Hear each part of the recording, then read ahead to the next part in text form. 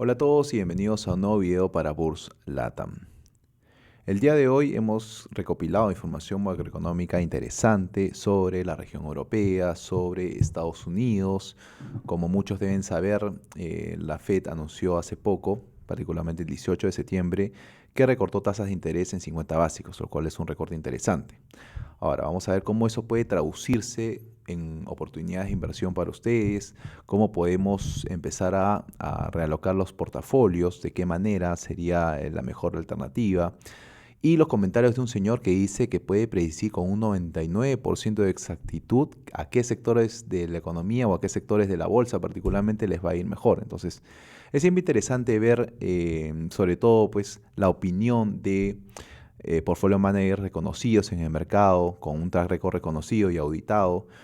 Siempre es bueno tomarlo como punto de partida para hacer un propio análisis de cara a lo que pueda pasar en los próximos meses y años. Entonces, esa es solamente una opinión. Vamos a ver en qué sustenta su análisis y ver cómo podemos tomar, o si es que podemos tomar algún provecho de justamente ese estudio. Ok, entonces vamos a comenzar.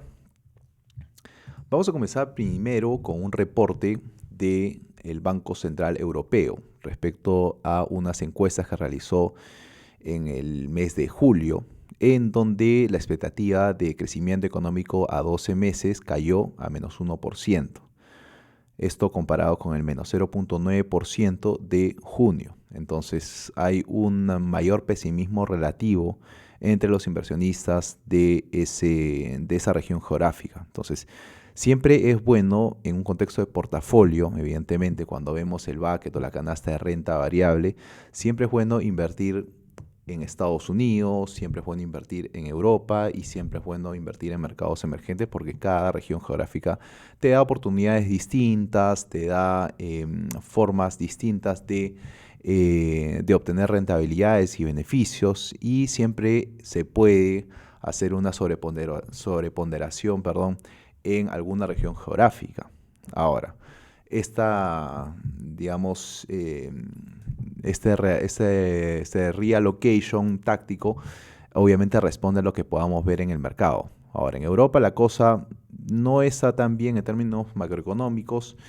Se ha anunciado que han bajado tasas también en Europa, entonces eso puede impulsar de cierta manera el crecimiento económico para los próximos meses, pero no lo va a hacer en general para todos los sectores. Hay sectores que ya vamos a ver más adelante que igual van a sentir el impacto de un crecimiento menor. Por ejemplo, el sector financiero definitivamente va a sentir un impacto en mayor proporción que otro tipo de sectores o otro tipo de empresas. Entonces, es bueno siempre partir con la macro para luego ir y hacer un estudio un poco más a detalle de los distintos sectores que podamos encontrar en Europa. En Estados Unidos la cosa es un poco distinta. Ya la Fed, el Banco Central de Estados Unidos, ha anunciado la semana pasada, particularmente el 18 de septiembre, que bajó tasas en 50 básicos, que es un recorte interesante. Ahora, a mí me llamó la atención este gráfico porque te dice en número de meses cuánto tiempo la Fed ha mantenido las tasas altas, y lo compara con otras etapas similares, por así decirlo. Estamos acá, por ejemplo, en la época del 83, en la época del 86, en la época más reciente, 2015. Bueno, la más reciente es la actual, donde hemos estado una buena cantidad de meses con tasas altas. Esto, evidentemente, para mitigar, para apaciguar pues, las presiones inflacionarias que habíamos visto en meses anteriores, sobre todo el 2022 y 2023, ¿no? Entonces, esto ya está a niveles un poco más saludables, está un poco más controlado y de hecho eso ha apoyado la tesis de que la Fed ya debería bajar tasas, que es lo que realmente terminó haciendo, ¿no? Entonces es interesante ver cómo después de tantos meses y compararlo con épocas anteriores, cómo después de tantos meses la Fed ha finalmente decidido reducir tasas. Ahora, una de las finalidades de la Fed es, claro, controlar la inflación, pero otra finalidad también es velar por el mercado laboral. Entonces, siempre la Fed va a guiar sus decisiones respecto a lo que esté pasando en el mercado de empleo, en el mercado laboral. Y justamente acá vemos cómo va la cosa, por ejemplo, en términos de generación de empleo en el sector privado. Desde el último, digamos, desde mayo, particularmente marzo, abril de este año, el mercado laboral en general ha mostrado una tendencia negativa y eso es lo que ha terminado pues preocupando a la Reserva Federal. Entonces, finalmente ellos no quieren llegar o no han querido llegar digamos, al punto en el cual, digamos, hay una destrucción de empleo. Ahora hay una ralentización en el mercado laboral. No se generan tantos empleos como antes se generaba. No estamos todavía en una etapa de destrucción de empleo, pero justamente no queremos llegar a eso. Entonces, la Fed naturalmente ve ese indicador y toma sus decisiones como la que vimos la semana pasada, ¿no? Este es un poco reporte donde se ve una clara tendencia negativa, que si lo comparamos, por ejemplo, con el 2022, donde había una creación de empleo bastante saludable, hoy por hoy la historia es totalmente distinta. Entonces, la Fed se ha visto un poco en esa encrucijada y finalmente ha decidido priorizar, digamos, mayores facilidades monetarias y entrar en una zona de expansión monetaria para no llegar a recesión, básicamente, ¿no? Ahora, ese es otro titular de las noticias de MarketWatch que también llama la atención, porque te dice que hay una caída en el precio de las importaciones. Entonces, claro, eso es lo que finalmente la Fed quería ver, precios bajos y precios, más que precios bajos, quiere ver precios que tienden o que ya dejan de subir tanto. Entonces, ¿qué es lo que ha visto hasta el cansancio todo 2022 y 2023? ¿No? La inflación ha sido en algún momento descontrolada y se temía que pueda ser peor. Hoy por hoy la historia es totalmente distinta y la Fed ha encontrado, pues, digamos, precios un poco más presionados a la baja, que era justamente lo que quería. Y está aprovechando esa situación para evitar a toda costa digamos, un hard landing, que ellos quieren, evidentemente, priorizar un soft landing en la medida de lo posible y que la economía americana y, por lo tanto, la economía global, obviamente la americana es su prioridad, pero quiere evitar, pues, una catástrofe económica. Y todavía está digamos, en una posición en la cual puede hacerlo, ¿no? Entonces, este gráfico también es interesante porque te dice cómo va la inflación en general, ¿no? Y esto era lo que la Fed quería ver desde mediados, de hecho, desde el 2022. La Fed quería ver una inflación no solamente descendiente, sino en niveles controlables. Hoy por hoy la inflación está en 2.5 a cierre de agosto de 2024 y recordemos pues que en la peor época, o sea en junio de 2022, la inflación llegó a 9.1. En esa época se especulaba de todo porque, digamos, la pendiente de la curva de inflación está bien empinada. Entonces parecía que la inflación se estaba descontrolando, pero finalmente, gracias a las tasas altas, gracias a las políticas agresivas de la Fed, se pudo controlar eso. Pero eso evidentemente impactó a la economía americana, a las familias americanas. La inflación, si bien estaba bajando, eso no significa que los precios estaban bajando. Recordemos que cuando la inflación baja, no necesariamente los precios bajan, sino que el ritmo al cual crecen los precios es cada vez menor, pero eso no quita que hayan seguido creciendo desde 2022. De hecho, eso creo que no solamente Estados Unidos, sino otras regiones como Europa, la misma Latinoamérica, hemos experimentado esa etapa en donde los precios han seguido subiendo y va a ser bastante difícil que encontremos los precios que, por ejemplo, encontrábamos antes de la pandemia. Entonces, es una nueva realidad con la cual tenemos que convivir, ¿no? Pero eso es lo que ha pasado en los últimos meses. La inflación está en niveles un poco más controlados y eso le ha dado un poco de espacio a que la Fed pueda cumplir con uno de sus mandatos y reducir tasas para mitigar lo que podría pasar en el mercado laboral, ¿no? Entonces, otra noticia que hemos visto esta semana es los comentarios de este señor, Tom Lee. Él es un portfolio manager, es el cofundador de Fundstrat y que en verdad, bueno, se especializa en small caps y tiene un pasado por JP Morgan interesante.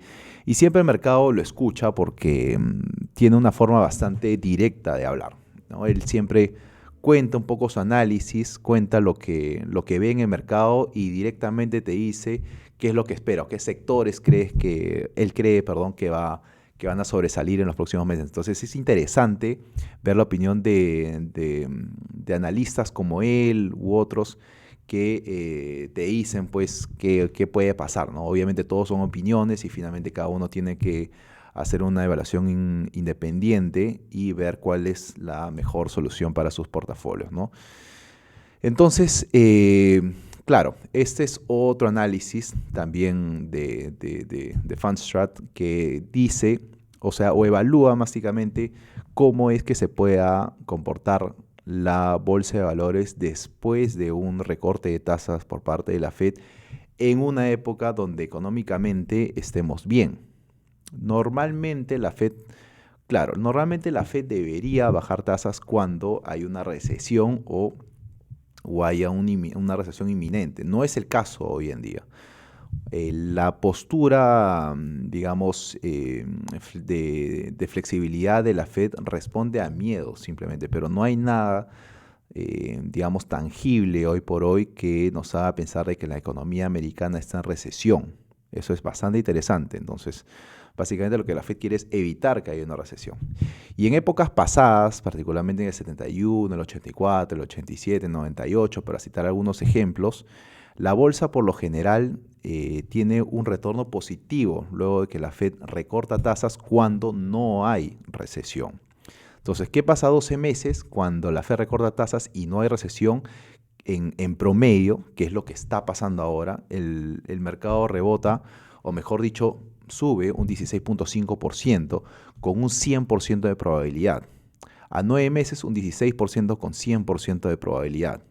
Incluso a 6 meses tiende a subir 14% con un 100% de probabilidad. Entonces, es una forma interesante de estudiar etapas pasadas en las cuales la economía ha tenido, digamos, o ha experimentado ambas situaciones. Un recorte por parte de la Fed a la misma vez que todavía no estaba en recesión, ¿no? Entonces es interesante ver cómo responde el mercado, responde de manera muy positiva y nuevamente, como les digo, con un 100% de probabilidad, ¿no? Entonces es interesante ver lo que pueda pasar de cara a, por lo general, ¿no? Por aquellos que estén pensando si hoy por hoy es buen momento para invertir o no. Yo creo que siempre hay que hacer pues un DCA y entrar al mercado de a pocos para no perder ese tipo de oportunidades.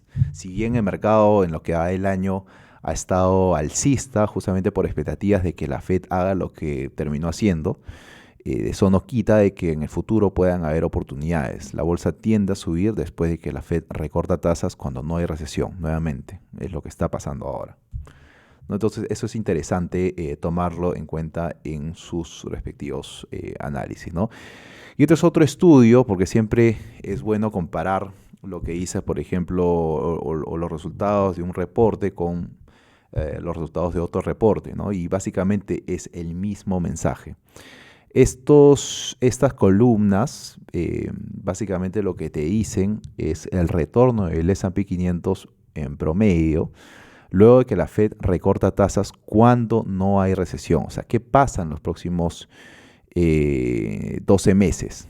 Entonces, o cuando no hay recesión en los próximos 12 meses, mejor dicho, ¿no? Entonces, a 5 años, el retorno promedio tiende a ser de 97%.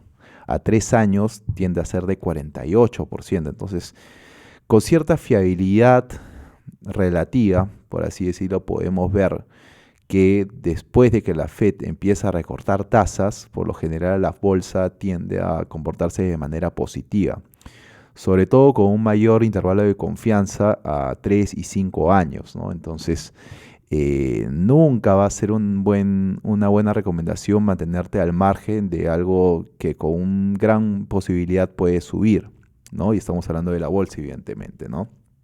Entonces, Ya hay varios estudios que dicen eso y en general el asentimiento de mercado y lo que te dice la historia es que la bolsa va a subir, sobre todo a 3 y 5 años, ¿no? Entonces es interesante ver cómo el mercado traduce esa información, si finalmente termina materializándose todo ese upside o finalmente termina pues por, digamos, caer y corregir un poco, ¿no? Que de hecho que cualquier etapa en donde la Fed sube o baje tasas, en los siguientes meses siempre tiende a haber volatilidad, a veces sube, a veces baja, es bastante difícil anticipar qué pueda pasar en el mercado bursátil, en el mercado de valores. Pero con cierta fiabilidad podemos decir que a 3 y 5 años esto puede ser positivo para la bolsa, ¿no? Y eso va a ir de la mano con lo que pasa en la economía. Y para eso siempre es bueno mantenerse informado de lo que pueda pasar en términos de inflación. Y en Estados Unidos, por ejemplo, el gasto que las familias asignan a los productos, digamos, de consumo diario ha ido cayendo. O sea, el precio ha sido, o sea, cada vez las familias gastan menos en lo que son, digamos, en general en sus compras, en su shopping semanal, por así decirlo, ¿no? Entonces, acá hemos visto una clara tendencia a la baja, evidentemente va en consonancia con lo que vimos en uno de los gráficos pasados, donde la inflación ya está entrando a niveles sostenidos, ¿no? O controlables, por así decirlo, ¿no? Entonces, ese es nuevamente otro estudio, esta vez es, digamos, otra fuente bastante confiable. Y lo que podemos acá concluir es que la inflación y los precios ya están en niveles totalmente controlables, ¿no? Y eso puede ser nuevamente positivo también para la bolsa. Porque lo peor que podría pasar, ¿no? Y antes de ya entrar a hacer análisis un poco más particulares, lo peor que puede pasar es que la economía americana entra en recesión. Entonces, eso es lo que está tratando de anticipar la Fed. La Fed no está bajando las tasas porque simplemente se aburrió de las tasas altas, simplemente porque ya cree que es turno de bajar las tasas. No, lo hace para anticipar una recesión económica que pueda afectar negativamente a todos. Y obviamente su mandato es velar por el mercado laboral, que por ahora está a niveles saludables pero decrecientes, y eso hace que la Fed tenga que anticipar un mayor choque negativo a este sector, al sector laboral, ¿no? Entonces, es nuevamente interesante ver qué está pasando en términos del mercado laboral y de inflación, ¿no? Y bueno, hay otras cosas que podemos ver en el mercado en general, ¿no? Y ahora es momento de ver qué sectores de la bolsa pueden verse beneficiadas. Ya, tenemos claro que la Fed ha bajado tasas, estamos claros que no estamos en una recesión en Estados Unidos, estamos claros de que la historia dice que la bolsa tiende a ir para arriba luego de que la Fed recorta tasas cuando esto pasa. Entonces, ¿qué sectores de la economía terminan beneficiándose? Por lo general, el sector o uno de los sectores que terminan beneficiándose son los sectores cíclicos, aquellos sectores cuya demanda son un poco más volátiles. Y por ejemplo, y acá bueno, podemos citar compañías interminables, ¿no? Hay un montón de alternativas de inversión, pero es bueno ver qué está pasando pues, en términos de su cotización, qué está pasando, qué ha pasado en los meses anteriores cuando las tasas estaban altas. Y por ejemplo, Volkswagen, que es una empresa que todos conocemos, y por citar un ejemplo, no es una recomendación de inversión ni una recomendación de venta, pero siempre es bueno estudiar qué han pasado con las compañías cíclicas y Volkswagen me parece un ejemplo bastante bueno para, digamos, citar este sector de la bolsa, ¿no? El sector de consumo, perdón, el sector cíclico, ¿no? De consumo cíclico. Entonces, actualmente Volkswagen no está teniendo un gran performance en bolsa. Ahorita más o menos está cotizando a 93 euros y ha tenido caídas importantes. Entonces es una acción, ya creo que al ojo sale que es una acción volátil. Tiene épocas, digamos, donde entra en etapas digamos, de lateralidad bastante prolongadas, desde el 2000, por ejemplo, hasta casi, no sé, el 2006, por así decirlo, de 2005 casi que no rindió nada, ¿no? De ahí en pocas semanas, bueno, en pocos meses puede presentar alguna, digamos, algún rally en la cotización de su acción, pero también eso puede verse, digamos, opacado por caídas abruptas, ¿no? Por ejemplo, si vemos acá en la época de, esto es 2008, por obvias razones el precio cayó bastante, de manera bastante acelerada, cayó casi un 63%. Sí, casi un 63, 60, sí, 69%, casi 70%, ¿no? Pongamos un 65%, ¿no? Luego tuvo una época bastante prolongada de, digamos, de crecimiento en términos de la cotización de su acción y luego vino una caída abrupta. Y eso es lo que tenemos que tratar de evitar o hay que tratar de justamente evitar en general, ¿no? Esta caída fue de 62% aproximadamente, ¿no? Entonces, lo que vemos es que cuando Volkswagen o en general, o particularmente Volkswagen, cae 65% cuando las cosas van mal. Cuando, por ejemplo, las tasas altas impactan digamos, a los créditos, porque recordemos que Volkswagen depende fuertemente de que la gente compre autos. Y acá, bueno, tiene bastantes líneas de autos. Tiene Volkswagen, bueno, el que todos conocemos, también tiene Audi, tiene Bentley y tiene Lamborghini. Entonces tiene una marca para cada sector o cada nivel, digamos, o cada segmento de su clientela, ¿no? Entonces, esa holding recopila todo, evidentemente, ¿no? Entonces tiene buenas marcas, tiene marcas que ya a simple vista resuenan bastante, entonces no es una compañía pues que esto esté vendiendo algo que nadie conozca, ¿no? Creo que todos conocemos varias de sus marcas, pero aún así eso no lo excluye de tener pues bajones interesantes en su precio, ¿no? Por ejemplo, desde el 2021 hasta ahora ha tenido una caída de 56%, o sea, bastante similar a las caídas que ha tenido el 2015, el 2008, entonces podría estar, ¿no? Hay que ver si es que finalmente termina siendo un valle. Y lo que sí sabemos es que por historia, cuando después de una caída fuerte de Volkswagen, termina habiendo un rally importante, ¿no? Entonces, obviamente, cuando analizamos una acción, no solamente tenemos que ver cómo ha ido su precio, ¿no? Entonces, lo que tenemos que analizar es cómo le ha ido como empresa, cómo le ha ido como negocio. Eso es lo que uno tiene que finalmente estudiar para ver el valor de una compañía, ¿no? Y lo que tenemos que ver acá son las métricas. A ver, Volkswagen es una compañía de 50 billones de euros. Es una compañía que tiene una deuda un poco elevada. Pero en general vamos a ver cómo el mercado lo ha ido cotizando. A ver, acá este gráfico me llamó la atención porque por lo general en empresas cíclicas la cotización de su precio lo dicta el cash flow que pueda generar. Ese es el mejor indicador para una acción cíclica. Ahora, para una acción de crecimiento, por ejemplo, o para otros sectores, la historia es distinta. Pero en empresas cíclicas, lo primero que ve el mercado es la generación de flujo de caja libre que pueda generar la empresa.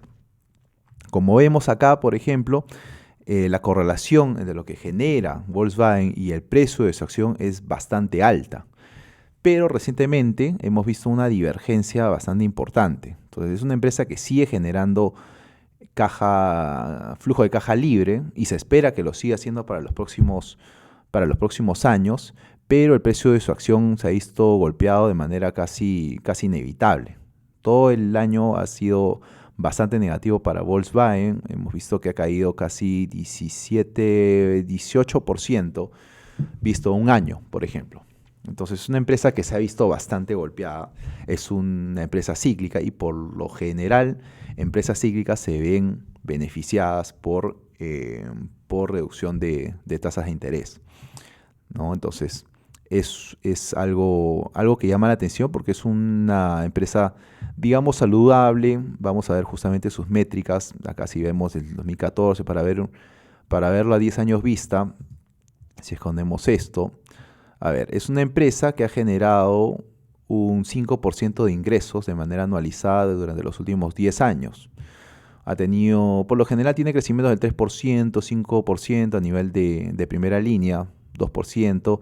Claro, el 2020 sí tuvo una caída bastante abrupta, del casi 12%, pero después del 2021, 2022, ¿no? Ya recuperó ese terreno, ¿no? Si hablamos, por ejemplo, de cierre de 2019, esta empresa generaba 252 billion o 252 mil millones de dólares en términos de ingresos. El 2020 bajó a 220, pero lo recuperó bastante bien el 2021, ya está en 250 y el 2022 fue aún un mejor año, llegando casi a 280 mil millones de dólares. El cierre del año pasado generó 322 mil millones de dólares y lo que se estima es que este año cierre con un crecimiento modesto y logre unos ingresos de 326 mil millones de dólares. Ahora, compuesto, o en promedio, por así decirlo, un promedio compuesto es de 5% anual, ¿no? Otra cosa que tenemos que ver son sus márgenes operativos. Los márgenes operativos oscilan, en el caso de Volkswagen, oscilan entre el 6% y 7%. Ha tenido, digamos, márgenes operativos cercanos incluso al 8%, sobre todo antes de la pandemia. En la pandemia sí redujo sus márgenes al 5%, pero luego se han mantenido en niveles saludables por encima del 7% y se espera que a cierre de este año bajen sus márgenes operativos a 6.5%. Entonces eso es un poco lo que está, digamos, sumando a los miedos de mercado. Pero en general lo que tenemos que ver acá es qué tan constante es la empresa en mantener sus márgenes. Ahora, por lo general el mercado castiga a aquellas empresas que no pueden mantener sus márgenes en un nivel, sea el nivel que sea. Si es que presentan unos márgenes volátiles, si es que un año genera más margen, otro año genera menos margen y el próximo año vuelve a generar más margen, por lo general el mercado tiende a castigarlos. Ahora, no es el caso de Volkswagen. Volkswagen es una empresa madura, con una, digamos, una demanda bastante estable y, bueno, y con márgenes también, digamos, bastante estables, ¿no? Entonces, es una empresa, digamos, en este aspecto bastante estable, ¿no? Otra cosa que podemos ver acá son las ganancias por acción. A ver, el crecimiento tampoco ha sido de lo más alentador para los Volkswagen en términos de crecimiento de ganancias por acción, solamente del 2.5%. Pero lo que tenemos que rescatar acá es, digamos, las ganancias por acción, o sea, cuál es el nivel de ganancias por acción que ha dado Volkswagen a sus inversionistas, ¿no? Ha generado niveles cercanos a los $30, digamos, similares a lo que generaba antes de la pandemia, y se espera que a cierre de este año genere $28 por acción, ¿no? Y eso vamos a ver cómo se traduce, pues, en lo que es su ratio precio-beneficio. ¿Ok? Nuevamente el flujo de caja es lo que habíamos visto en la primera gráfica y básicamente es esto. Ahora hay un montón de cosas que normalmente tenemos que ver, ¿no? Y obviamente antes de invertir, ¿no? Entonces veamos en términos de valorización cómo le ha ido a ver si escondemos esto, cómo le ha ido a Volkswagen, ¿no? Por lo general es una empresa que, por ejemplo, visto a 10 años, excluimos estos picos anormales, este es 2016. Si excluimos, por ejemplo, o sea, en promedio general, el mercado valora esta acción a 6 veces beneficios. Hoy por hoy lo está valorando 3 veces beneficios. Si lo vemos, por ejemplo, a un rango de 3 años, en general, el mercado valora a Volkswagen en un nivel bastante, digamos, comprometido, a niveles de 3 veces beneficios, ¿no? Es algo que también se tiene que tomar en cuenta, es algo que, digamos, nos lleva a comenzar a estudiar por qué el mercado está valorando a Volkswagen tan bajo respecto a sus beneficios y ver si esto, pues, puede suponer una oportunidad, por ejemplo, ¿no? Y obviamente para eso, obviamente recomiendo meterse a los informes anuales, a los comentarios trimestrales del senior management en general. Ese es un buen punto de partida para ver, ¿no? Y obviamente las noticias que podemos leer todos los días, ¿no? Y uno de ellos que llamó la atención fue la producción, o mejor dicho, el delay en la producción de autos eléctricos de Volkswagen. Yo creo que esto ha añadido un poco los miedos. Es una noticia reciente del 12 de agosto de 2024 y puede añadir miedos a lo que pueda pasar en términos de primera y última línea en Volkswagen de cara a los próximos trimestres, ¿no? Pero definitivamente el mercado no está tan optimista con Volkswagen. No está tan optimista y es una empresa que está dentro de un sector que por lo general tiende a hacerlo bien cuando las tasas bajan. Entonces, nuevamente, eso no es una recomendación de inversión, pero simplemente son los hechos para que sirva como punto de partida para alguien que, por ejemplo, esté pensando en invertir en una empresa, digamos, de consumo cíclico, ¿no? Y cuando analizas una empresa, siempre tienes que ver sus competidores, cómo le están haciendo, cómo les está yendo en bolsa, cómo están haciendo a nivel de sus finanzas. Y evidentemente uno de sus competidores tiende a ser Tesla, porque, bueno, como la noticia que acabamos de poner, Volkswagen tiene una línea destinada a los autos eléctricos, ¿no? Y acá el claro líder de este sector es Tesla. Casi que creó o fue uno de los pioneros de los autos eléctricos, ¿no? Entonces, la historia es distinta en Tesla, ¿no? Porque tuvo, claro, a partir de pandemia, básicamente, la acción se fue a las nubes, llegando a niveles incluso de 373, esto obviamente, digamos, ajustados, ¿no? Llegó a niveles de 373, hoy por hoy cotiza la acción a $257 y evidentemente ha estado pues en un rango, oscilando en un rango entre 200 y $300, ¿no? No ha tenido mucho mayor sorpresa. Es una empresa con una capitalización bastante relevante de 812 billion. Es una empresa también con cierta deuda. Y vamos a ver cómo lo valoriza el mercado. Acordémonos que el mercado valorizaba a Volkswagen a 3 veces beneficios. La historia con Tesla es distinta porque lo valoriza 91, casi 92 veces beneficios. Entonces, es algo interesante a tomar en cuenta. Evidentemente ha sido, pues, digamos, respecto a sus beneficios, es bastante optimista, ¿no? Y el mercado sigue esperando que Tesla lo haga bien. Entonces, para ver si lo está haciendo bien o no, te metes a sus estados financieros y ves cómo lo están haciendo. Y por lo general yo parto con un análisis de 10 años. A ver, los números que hace hoy por hoy son muy distintos a los que hacía, por ejemplo, en 2017, 2018.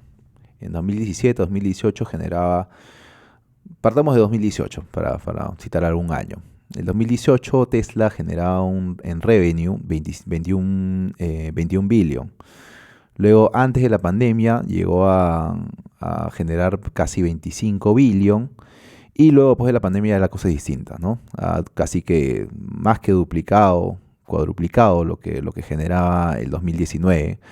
El 2021 generaba 53 billion, el 2023 generaba casi 97 billion y se espera que este año cierre casi en 100 billion prácticamente en ventas, ¿no? Entonces eso supone un crecimiento compuesto de casi 40% y lo ubica pues en una empresa que indudablemente está creciendo a un ritmo bastante acelerado. Ahora, nuevamente, vamos a ver cuáles son los márgenes también, ¿no? Los márgenes operativos de esta empresa. Que, claro, si bien antes no generaba tanto en términos de margen, ha logrado situarse a niveles incluso llegó a un pico del 17% en 2022, pero ahora se sitúa más cercanos al 7% en términos de márgenes operativos, ¿no? Es una cifra, digamos, no tan distante de la situación de Volkswagen, por ejemplo, pero igual eso supone un crecimiento del 7.6% anualizado en los últimos 10 años. Entonces es un crecimiento de márgenes bastante interesante, sobre todo si vemos que hace tan solo 6, 7, 8 años generaba, pues, perdía valor básicamente, ¿no? En términos de EPS, de ganancias por acción, nuevamente acá también vemos lo que muchas veces, si se tratase de otra compañía, asustaría al mercado. Estas ganancias por acción oscilantes, a veces negativas, a veces positivo, a veces más positivo que otro año, por lo general termina asustando al mercado, pero no es la historia de Tesla. O sea, me parece que, bueno, o es evidente, mejor dicho, que eh, el mercado no teme, digamos, a que Tesla no pueda seguir con esos números e incluso superar estos números para los próximos años. Es algo sumamente interesante. El optimismo, digamos, en Tesla es bastante notorio. Y bueno, eso también trae sus riesgos, ¿no? Porque pedirle o exigirle a una empresa como Tesla, o en general a cualquier empresa, 92 veces beneficios es bastante desafiante, por decirlo así, ¿no? Pero igual ha habido épocas donde el mercado pues lo ha valorizado a casi 340 veces beneficios en abril de 2020, ¿no? Y en general, si vemos esta época, 2020, 2021, vamos a verlo acá, la situación era totalmente distinta en el sentido de que incluso el mercado en promedio lo valoraba a 136 veces beneficios. Entonces, por suerte, o por así decirlo, ¿no? Por suerte, la compañía ha podido entregar esos resultados positivos que el mercado anticipaba y por eso es que también la acción lo ha hecho también, ¿no? Entonces, todo tiene un porqué. Todo tiene un porqué y lo importante es analizar qué está haciendo, o en general, qué está haciendo cada empresa eh, para justamente cumplir con las expectativas de sus inversionistas, ¿no? Entonces es una empresa interesante, ¿no? Ahora, otra oportunidad que te da una situación como la que estamos ahora, que es de reducción de tasas cuando no hay recesión, otra oportunidad es el sector growth, el sector de crecimiento de la bolsa y particularmente de las tecnológicas. Ahora, hay que tomar en cuenta que la bolsa, el S&P 500, medido por el S&P 500 en general y el Nasdaq, evidentemente, han ido bastante bien en lo que va del año. En lo que va de 2024 en general son acciones, o el S&P 500 y el Nasdaq son índices, perdón, que les ha ido bastante bien. Pero lo que tenemos que tomar en cuenta acá es que no a todas las compañías les ha ido bien. Solamente les ha ido bien a ciertas compañías de gran capitalización, más que todo por el auge de la inteligencia artificial. Entonces no hay que dejarnos engañar y no hay que pensar de que todas las compañías han estado subiendo en bolsa. Simplemente hay un pequeño grupo de, de empresas que han sido beneficiadas por este tema del auge de la inteligencia artificial. No todas por igual. Entonces, hay ciertas compañías growth o ciertas compañías tecnológicas que digamos, no se han visto beneficiadas de ese auge, de esa cotización tan alta como Nvidia, por ejemplo, ¿no? Donde su acción se ha ido a niveles, digamos, estratosféricos, digamos, nunca antes vistos, ¿no? No todas las compañías son igual, no todas las compañías de la bolsa de valores han subido como Nvidia. Entonces, ¿qué es lo que queda de cara a los próximos meses? Bueno, el optimismo, la historia te dice que podrían subir. Por ejemplo, las acciones growth o acciones de small caps de capitalización baja también tienden a hacerlo bastante bien. Entonces, es algo a tomar en cuenta cuando uno trata de decidir pues, en qué sectores invertir o trata de anticipar, evidentemente, a qué sectores de la economía les va a ir mejor. Por lo general, nuevamente, este estudio lo que te dice es que las growth e incluso el Russell 2000 Growth tiende a hacerlo mejor que el S&P 500 Value, ¿no? Entonces, es obviamente algo a tomar en cuenta antes de tomar alguna posición en alguna compañía que estén siguiendo, ¿no? Entonces, y nuevamente, ¿no? Otro indicador que uno siempre tiene que ver antes de invertir son cómo el mercado está valorizando los distintos sectores de la bolsa. Ahorita el S&P 500 está o valorizándose más o menos a 21 veces. Este gráfico es medio engañoso porque te dice que el mercado está valorizando las small caps a 28 veces beneficios, pero claro, esto incluye también a empresas que no les está yendo tan bien y que ha sufrido, por ejemplo, el impacto de la inflación en términos de sus cosas, digamos, han reducido sus márgenes y obviamente excluyendo esas empresas, las small caps, medidos por el Russell 2000, deberían estar cotizando más o menos a 14 veces beneficios. Entonces, si esos 14 veces beneficios lo comparas con los 21 veces beneficios que ahorita, en el cual actualmente el S&P se está valorizando, hay un potencial de crecimiento. Ahora, siempre también es bueno ver cómo lo han hecho en épocas pasadas y este gráfico a mí me llamó bastante la atención. ¿Por qué? Porque te dice el diferencial de cómo les ha ido al Russell o cómo le ha ido al Russell 2000 en comparación con el S&P 500. Y acá los círculos básicamente engloban lo que, o el diferencial negativo. Es decir, en estas etapas o en estos periodos de tiempo, al S&P 500 le ha ido mucho mejor que al Russell 2000 o que a las empresas chicas, por así decirlo. Luego, en esta época, por ejemplo, en este periodo de tiempo, a las empresas chicas les iba mejor que al S&P 500. Y recientemente, particularmente desde pandemia, al S&P 500 le ha ido mucho mejor que a las empresas pequeñas.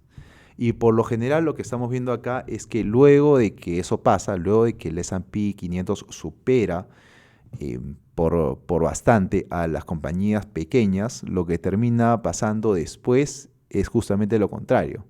Los inversionistas, obviamente buscando mayores rentabilidades en un espacio como el S&P 500, donde ya no ven tanta oportunidad de crecimiento, vuelven a ir a las empresas chicas esperando o buscando mayor oportunidad, de crecimiento en la cotización de sus acciones. Entonces es una buena oportunidad ver a las small caps porque por lo general, luego que el S&P 500 rinde bastante mejor que el Russell 2000, los flujos terminan yéndose por empresas pequeñas. Entonces es una buena posición o buen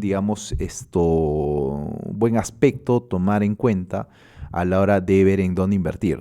Ya el S&P 500, nuevamente, como dije, particularmente ciertas acciones ligadas a la inteligencia artificial ya han corrido bastante y lo que se espera ahora, por lo general, es que a las small caps también les toque su turno, pues, ¿no? Y empiecen a mostrar rendimientos similares a lo que ha mostrado el S&P 500, particularmente este último año, ¿no?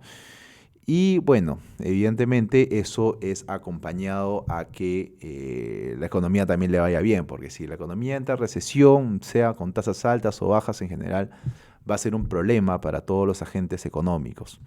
Y eso va a, obviamente, mitigar cualquier oportunidad de inversión que podamos ver, ¿no? Salvo, obviamente, en algunas empresas defensivas que seguramente vamos a ver después, ¿no? Entonces, esto pasa en la economía americana. Este indicador es bastante interesante, bastante incluso particular, porque te dice básicamente cuánto están gastando las familias en comer afuera, ¿no? Entonces, evidentemente la tendencia es a la baja y eso obviamente se traduce pues en niveles de inflación, sobre todo en el sector restaurantes, digamos en rangos controlables, ¿no? Entonces, es algo a tomar en cuenta también, ¿no? Entonces, básicamente lo que hemos visto es que las tasas están bajando. La semana pasada comenzó el ciclo de reducción de tasas. No estamos en una recesión económica, no estamos en algo que, digamos, dispare las alarmas en cuanto a cifras macroeconómicas tangibles que se puedan traducir pues, en un pesimismo generalizado. Y cuando pasa eso y las tasas bajan, por lo general al sector cíclico, al sector growth y a las small caps terminan yéndoles bastante bien. Dentro de cada espectro hay un montón de acciones que se pueden analizar y evidentemente uno siempre tiene que posicionarse en las mejores. Y en las mejores me refiero a las mejores empresas, a las mejores compañías que lo estén haciendo bien en bolsa. No es simplemente cuestión de ver gráficos y ver tendencias. Puede ser parte de tu análisis, y eso se llama análisis técnico, también lo vamos a ver en otro video seguramente, pero lo que principalmente te debe guiar a ti como inversionista es cómo le está yendo al negocio y cómo le está yendo al sector. Si al sector le está yendo bien, tienes que justamente elegir, o ya tu tarea llega a ser elegir a los ganadores de ese sector para los próximos meses, para los próximos trimestres, para los próximos años.